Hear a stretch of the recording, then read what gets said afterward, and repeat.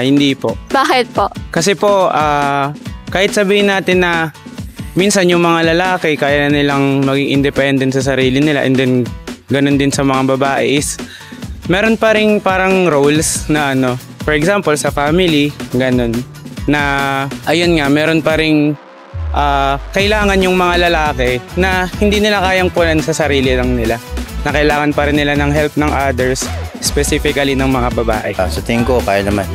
Bakit po? Kasi may mga kilala naman ako na single for hanggang mamatay sila. So nakaya naman nila na walang babae. So sa tingin ko, kaya naman. Kasi maging single, walang kasama sa buhay.